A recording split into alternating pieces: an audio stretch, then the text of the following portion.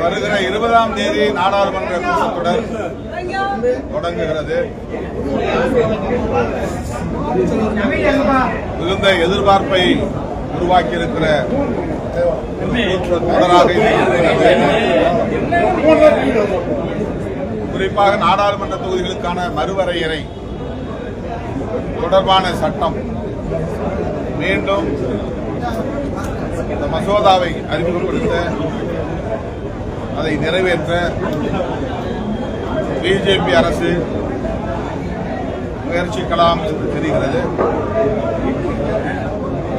பெண்களுக்கான இடஒதுக்கீட்டு சட்டத்தையும் நிறைவேற்றுவதற்கான முயற்சியை மேற்கொள்வதாக தெரிகிறது. இந்த சூழலில்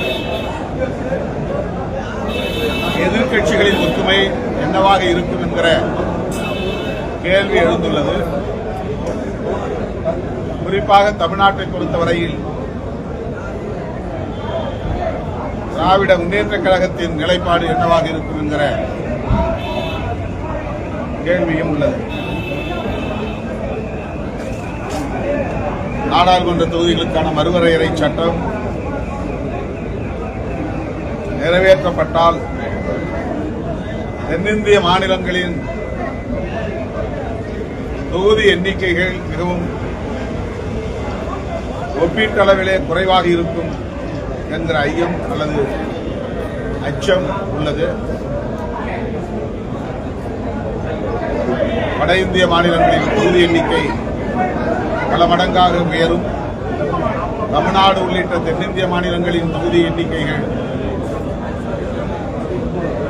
ஒப்பீட்டளவிலே மிக குறைவாக இருக்கும் என்கிற அச்சம் உள்ளது. இந்த நிலையிலே அந்த சட்ட மசோதாவை எப்படி அறிமுகப்படுத்த போகிறார்கள், எப்படி நிறைவேற்றப் போகிறார்கள், அப்போது இந்தியா கூட்டணி கட்சிகளின் ஒற்றுமை என்னவாக இருக்கும் என்கிற கேள்வி எழுந்துள்ளது. விடுதலை சிறுத்தைகளை பொறுத்தவரையில் இந்தியா கூட்டணி என்ன நிலைப்பாட்டை எடுக்கிறதோ அந்த நிலைப்பாட்டோடு இணைந்து அந்த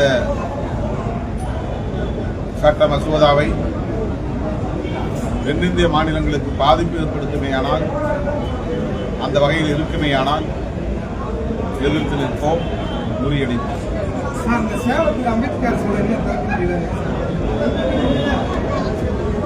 சேலம் மாவட்டம் கங்கவெள்ளி அருகே உள்ள முதியத்தூர் கிராமத்தில் பொது இடத்தில் புரட்சியாளர் அம்பேத்கரின் திருவுருவச் சிலை நிறுவப்பட்டு 6-7 ஆண்டுகளாகின்றன. கடந்த ஆட்சியின் போதே அந்த சிலையை திறப்பதற்கு எவ்வளவு முயற்சி எடுத்தோம். பேச்சுவார்த்தை, அமைதி பேச்சுவார்த்தை நடத்தி தீர்வு காணப்படும் என்று திரும்ப திரும்ப சொல்லப்பட்டது. ஆனால் அந்த சிலையை திறக்க முடியவில்லை. அனுமதி பெற்றுதான் சிலையை திறக்க வேண்டும் என்று அதிகாரிகள் ஒரு வார்த்தையில் சொல்லிவிடுகிறார்கள். ஆனால் புரட்சியாளர் அம்பேத்கருடைய சிலையை நிறுவுவதற்கு தமிழ்நாட்டை பொறுத்தவரையில் அனுமதி பெறுவது என்பது ஒரு பெரிய போராட்டமாக இருக்கிறது. தமிழ்நாட்டை தாண்டினால் இந்தியாவில் எந்த மாநிலத்திலும் எந்த நேரத்திலும் உடனடியாக புரட்சியாளர் அம்பேத்கரின் திருவுருவச் சிலைகளை, அதுவும் சிமெண்டால் உருவான சிலைகளை நிறுவ முடியும். ஆனால் தமிழ்நாட்டில் மட்டும்தான் அனுமதி பெற்றால் மட்டும்தான் வைக்க முடியும் என்ற நிலை உள்ளது.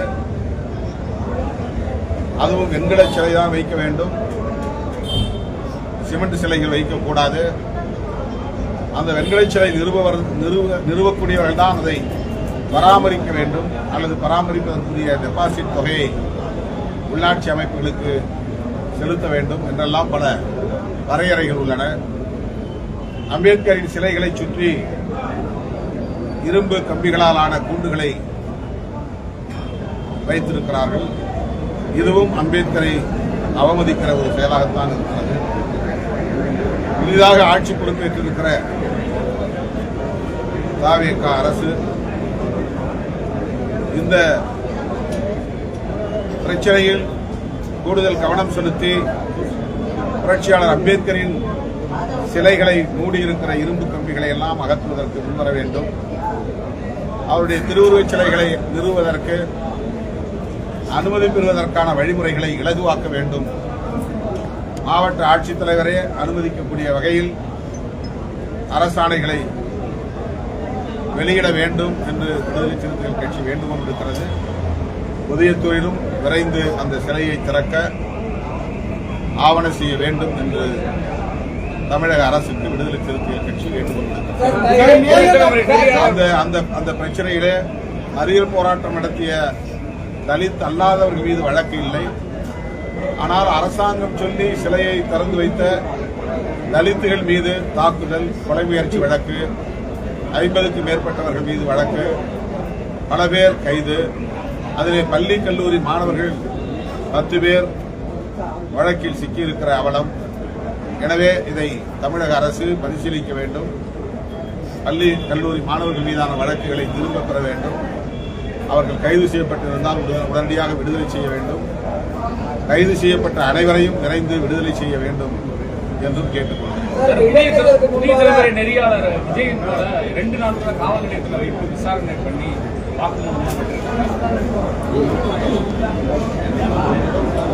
திரு விஜயன் அவர்கள் நாடறிந்த ஊடகவியலாளர்.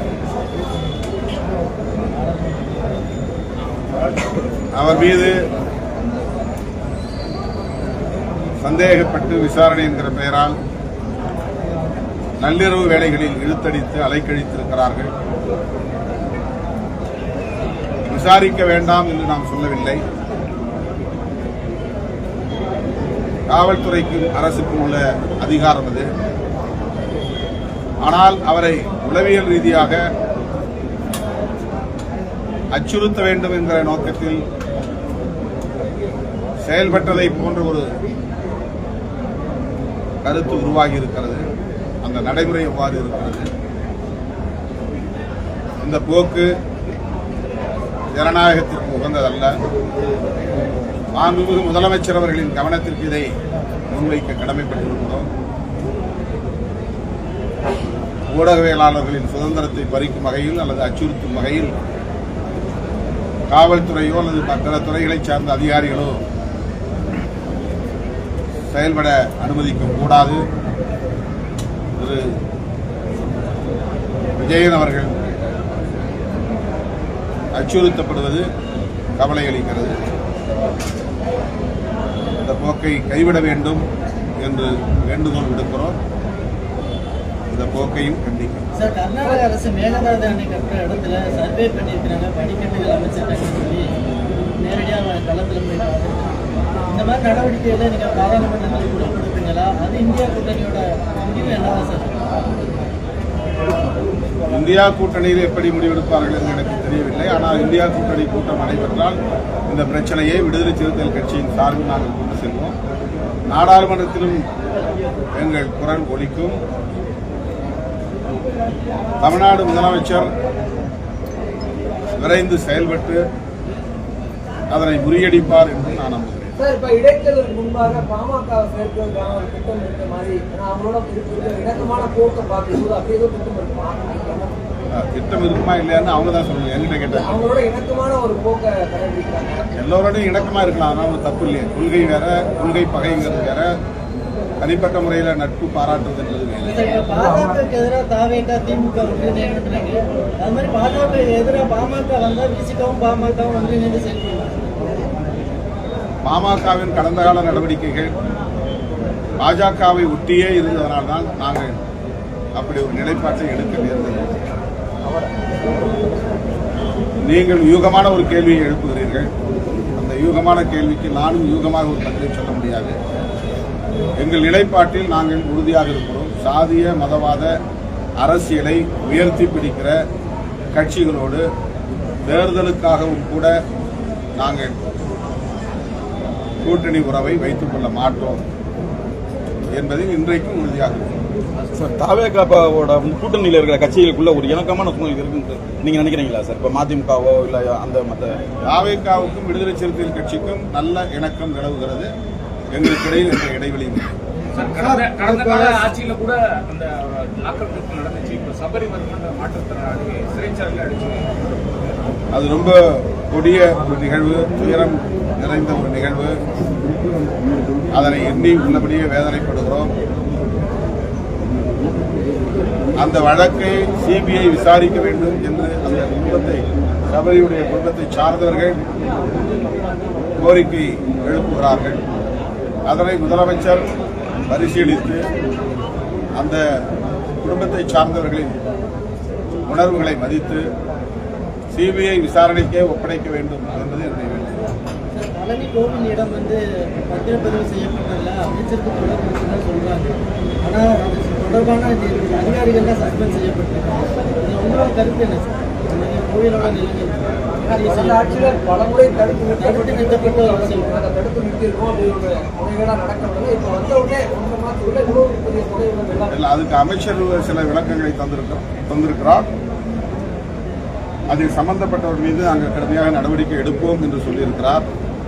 இது முதலமைச்சருடைய கவனத்திற்கும் சென்றிருக்கும் என்று நான் நம்புகிறேன். முதலமைச்சர் இதில் கவனம் செலுத்த வேண்டும். உரிய விசாரணை நடத்தி தொடர்புடையவர்கள் யாராக இருந்தாலும் அவர்கள் மீது கடும் நடவடிக்கை எடுக்க வேண்டும் என்று வலியுறுத்தினார். காங்கிரஸ் கட்சியோட